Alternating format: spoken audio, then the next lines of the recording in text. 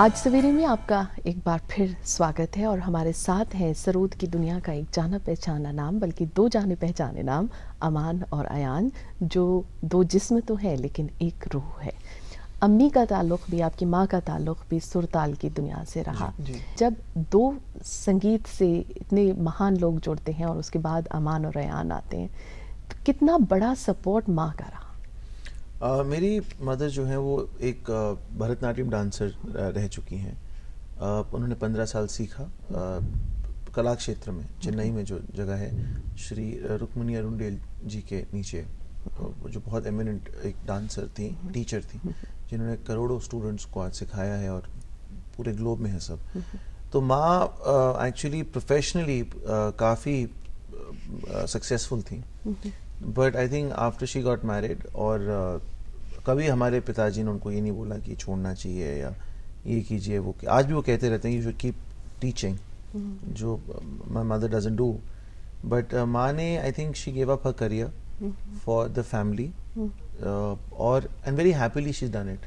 आज भी वो उनको आज भी ये फीलिंग है कि वो आज भी डांस करती हैं, because through us she feels that she is performing on stage. Takita takadimi, takita takadimi, huh? Takita takadimi, takita takadimi. This is some kinna. Takita takadimi, takita takadimi, takita takadimi, takita takadimi, takita takadimi. ये अच्छा हो रहा है।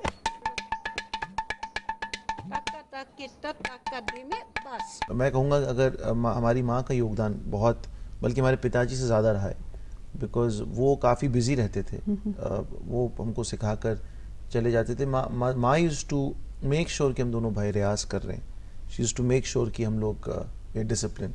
कोई ऐसा वाकया याद आता है या माँ से जुड़ा हुआ? जब नहीं, वाकये तो बहुत है, लेकिन पिटाई मुझे ज्यादा पिटाई मेरी नहीं हुई ज्यादा हमेशा, because I was younger, so I think I got away with many things. More decent. लेकिन उनका, माँ का, जैसे कहा अमान भाई ने, कंट्रीब्यूशन बहुत इमेंस रहा है।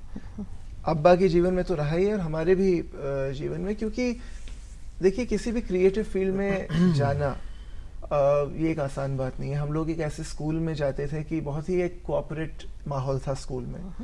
सब लोग एक बिजनेस फैमिली से आए थे। हम लोग ही शायद दो ऐसे इंडिविजुअल्स थे पूरे स्कूल में जिनके वालिद साहब ऑफिस नहीं जाते थे। तो ये करेज ऑफ कन्विक्शन होना, स्पेशली जब आपकी उम्र कम रहती है, बहुत बहुत कम होती है। लेकिन हम कौन हैं, हमें क्या करना है, हमारी रिस्पॉन्सिबिलिटी क्या है, ये माँ ने हमें बखूबी कहा बहुत कम उम्र से। और चाहे आज वो स्टेज हो, प्रेजेंटेशन हो, या हम जो पहनते हैं स्टेज में, एक प्रोफेशनलिज्म के बारे में, ये all these things put together, because माँ has been a professional herself, उन्होंका एक बहुत बड़ा योगदान है। यानी माँ एक स्कूल रही है आपके लिए। स्कूल रही है और आज भी है। बहुत। और एक परफेक्शनिस्ट होना क्या है वो हमने उनसे सीखा है, because she is completely a perfectionist. अब अगर आपके पहले परफॉर्मेंस की तरफ हम चलें, जब आपने वालिद साहब के साथ अपना पहला परफॉर्मेंस आप दोनों ने दिया था, किस कदर एक्साइटमेंट था उस वक्त और जहन में क्या कुछ चल रहा था? जहन में कुछ था ही नहीं और कुछ याद भी नहीं। उम्र बहुत कम, बट इतना याद है कि हम लोग जब गए थे, ऐसे तो बचपन से ही अब्बा स्टेज पे लेकर बैठाते थे हमको, कि वो चाहते थे कि हम इंटरेक्शन देखें, ऑडियंस और उनका इंटरेक्शन क्या रहता है। आई थिंक पहला कॉन्सर्ट ग्वालियर में था, मेरे ख्याल ग्वालियर में था। वो पंडित किशन राव पंडित जी बैठे थे, और साथ में हमारी दादी भी बैठी थी। मरूम दादी बेगम राहत खान उनका नाम तो था। बड़ा हिस्टोरिक इवेंट रहा जी। तो पहली दफा उन्होंने सुना था हमको, और वो रो रही थी, मुझे याद है, खुशी के आंसू। वाह वाह। दुख के आंसू नहीं, नहीं यकीनन। और उसके बाद फिर आई थिंक 9 और 11 साल की उम्र में अयान भाई और मैंने यहीं कमानी ऑडिटोरियम में अपना पहला कार्यक्रम दिया, जहाँ पर हमारे दादा के नाम से एक फेस्टिवल किया गया था, सरोद फेस्टिवल, जहाँ 40 सरोद वादक पूरे हिंदुस्तान से आए गए थे। हमारे पिताजी ने, पहली बात, हमारे पिताजी का भी जिगर ऐसा है कि वो खुद सरोद बजाते हैं, और वो बाकी सरोदियों को उन्होंने बुलाया, इनवाइट किया अपने शहर। खैर, तो हम लोग सबसे जूनियर थे उस फेस्टिवल में, और अच्छा लग रहा था। बहुत सारे लाइट्स थे, ऑडियंस हमें देख रही थी, ताली बजा रहे थे, तो वो ही एक यादगार फेस्टिवल के ओपनिंग बैट्समैन हम लोग थे पहले। लेकिन- जी, हाँ। वो पहला कॉन्सर्ट लेकिन था। ग्वालियर का बहुत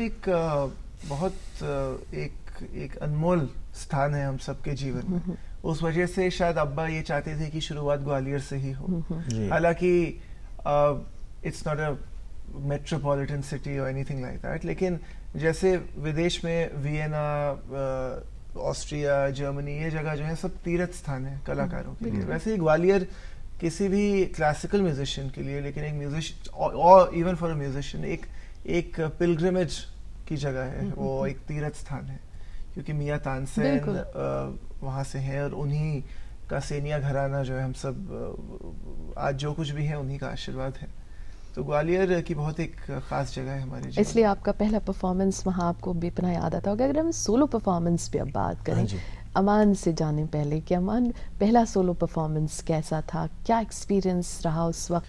मेरा पहला सोलो परफॉर्मेंस एक्चुअली मैं 13-14 साल की उम्र में हुआ, मेरा दिल्ली में ही साहित्य कला परिषद के लिए। शायद मैं बहुत छोटा था और क्या बजाए कुछ याद नहीं मुझे, लेकिन जब से मुझे याद है, जब जो कि जिसको आप कहते हैं लॉन्च पैड, तो खैर हमारे क्लासिकल म्यूजिक में होता नहीं है, लेकिन जो मेरा बड़ा बुकिंग आया था जिसके लिए थोड़े बहुत पैसे मिले थे, और सारे कलाकार, बिकॉज कलकत्ता और पूना क्लासिकल म्यूजिक के लिए बहुत स्ट्रॉन्ग माना जाता है। खासकर कहते हैं अगर आप वहाँ पे परफॉर्म करके लोगों को, अगर आपने उनका दिल जीत लिया, तो आप कहीं पर भी फतेह कर लेते हैं, मतलब ये माना जाता है।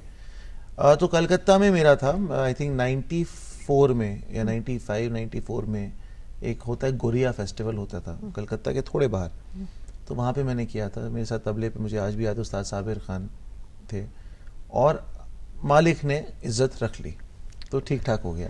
और उसके बाद मेरा एक प्रोग्राम मैंने किया था बम्बई में जब मैं 16 साल का था, तो उसमें मैंने जाकिर हुसैन जी जो तबला वादक हैं,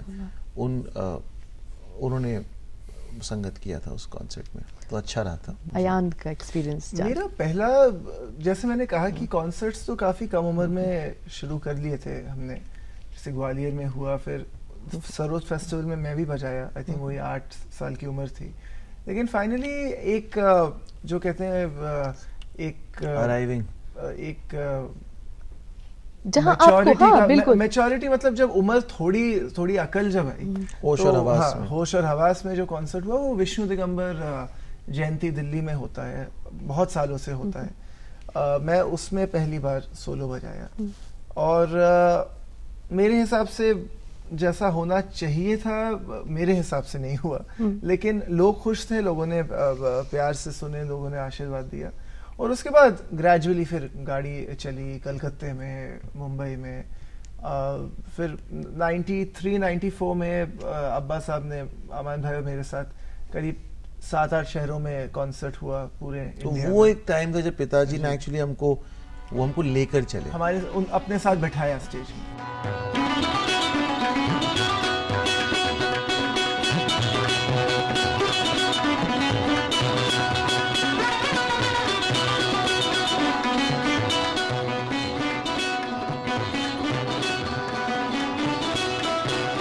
आज की तारीख में अगर देखा जाए तो आपके बहुत सारे एल्बम्स निकल चुके हैं, लेकिन पहला एल्बम यकीनन हर एक इंसान को याद रहता है, वो एल्बम कौन सा था? और खासकर री इनकारनेशन की बात जरूर कीजिएगा। क्लासिकल एल्बम जो है वो अमान भाई का पहले निकला सोलो, और फिर मेरा सोलो 2 साल बाद आया। लेकिन एक खासियत ये थी कि हमारी फैमिली में 18 साल बहुत इम्पोर्टेंट था, क्योंकि अब्बा साहब का पहला ईपी, एलपी के पहले एक ईपी आता था, वो 18 साल की उम्र में हुआ, तो इसलिए अमान भाई का भी पहला रिकॉर्डिंग 18 साल में निकला।